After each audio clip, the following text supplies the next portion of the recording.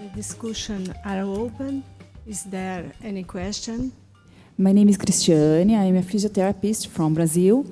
I want to ask to Robert, if the woman usually practice sports or has his activity with high impacts, you can consider that she has a high risk to develop urinary incontinence or prolapse after vaginal birth, if she's athlete or she has a high impact activity.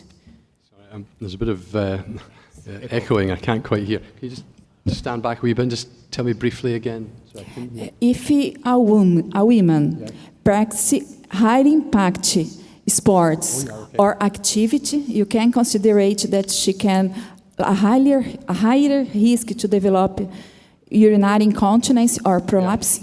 Yeah, well, there's some evidence for that. Carrie Bowe's done quite a lot of work looking at elite athletes and showing a quite high incidence of incontinence in those girls.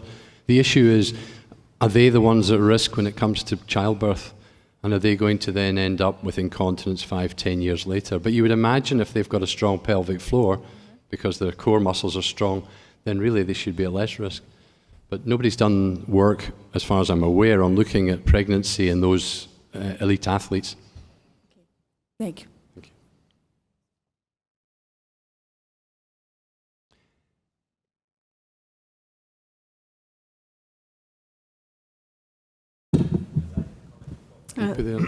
you.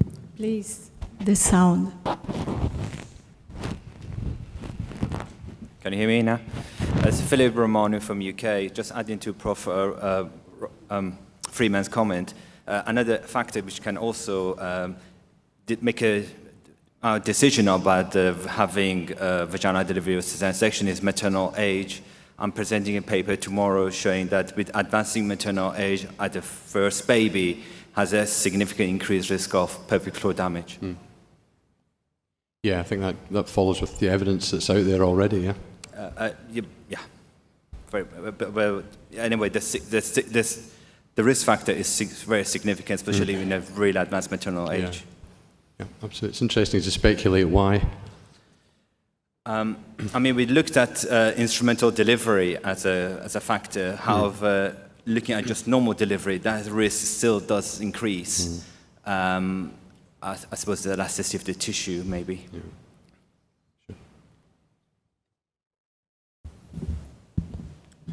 Michael Kersmar, Prague, Czech Republic. Let me allow just a short comment to the second lecture. Well, there is something in classical obstetrics which is called the axis of female pelvis, which is made by connection of cross sections of all levels of female pelvis, and that we all know that the direction of the axis is not perpendicular to the horizontal line, and it's something like a C shape. So the reason why the females deliver in horizontal position is not that the doctors want to, or that we want to have our work more easier, but that this is really optimal for women to create and to use the forces of obstetric contractions to the good results of delivery. That if you deliver in a standing or squatting position, I don't know what else, the forces are perpendicular to horizontal, so that exhausts the women. Absolutely not necessarily. Thank you.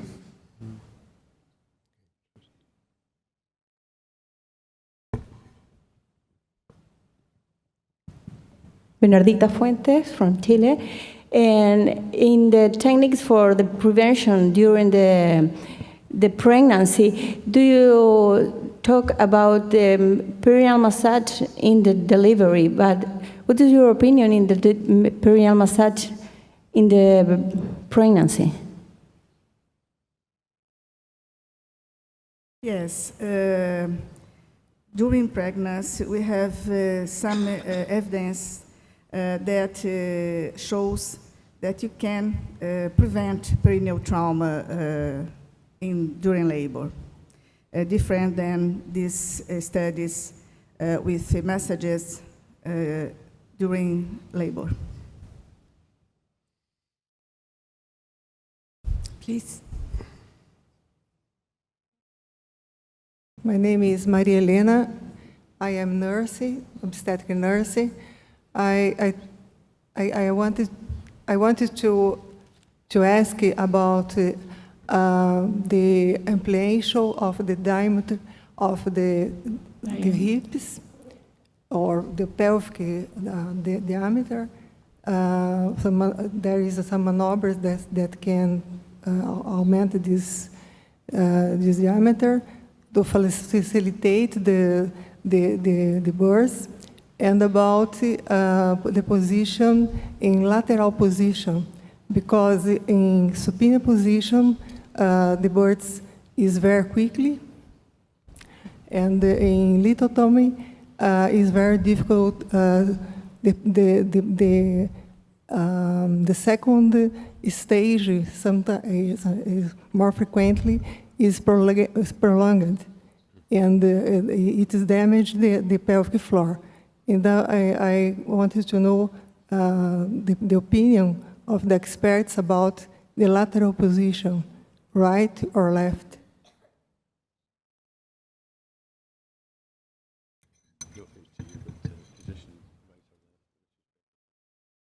I'm sorry, you asking me about the right or left position? That was the question? Yep.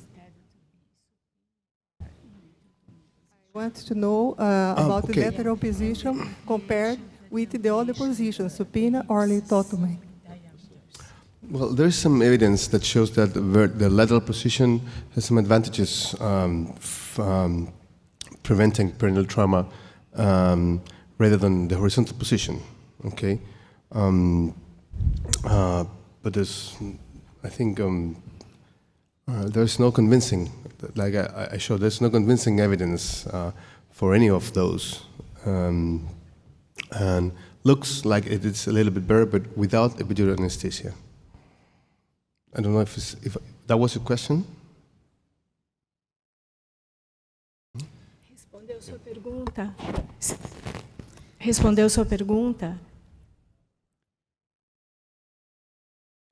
Or there aren't studies about it, because you present only about studies about lithotomy or supine position or right vertical position, and non studies about lateral position, because lateral position the birth is not so intempestive like in supine position, but not so prolonged like in lithotomy perhaps. No, I wanted to know if there aren't studies about it, or if they are no difference. I don't know of any evidence for that, but one of the things about position is also in relation to the position of the hands, because if you have a woman who's in the bath, delivering in the pool, or she is squatting, sometimes it might be difficult for the midwife to actually support the perineum.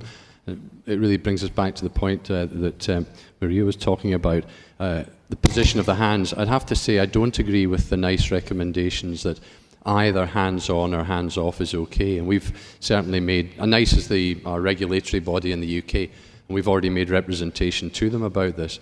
Because you mentioned, Maria, there were 3 studies, all of which weren't looking at, I think 2 of them weren't looking at OASIS as a primary outcome.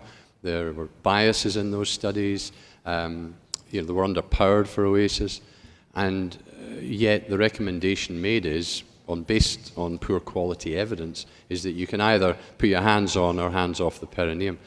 Now, what's happened in Norway is that they've gone back to a system of properly supporting the perineum. We've done it in our unit. It's been done in various other centres around the UK, and we've already seen a 50% reduction in anal sphincter rupture by putting the hands back on the perineum, because after all, that was the traditional teaching, that you supported the perineum, but for whatever reason, that changed and the hands were taken off. Now, there was no evidence base for that, and there is a suspicion that is one of the reasons why the incidence of sphincter rupture has increased over the last 10 years. I don't know whether you think it's more difficult to put the hands on in some positions. We just have time for one more question. The time is almost over. I'm so sorry. I'd like to comment the question about the position. We have evidence that the best position is the position the women choose for delivery, except the lying position. Zainab Khan from UK. My question is for Professor Freeman.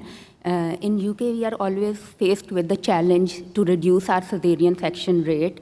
And in your slides, one of the things you have proposed is that for women who would want only 2 children, probably elective section might be a better idea than opting for a vaginal birth.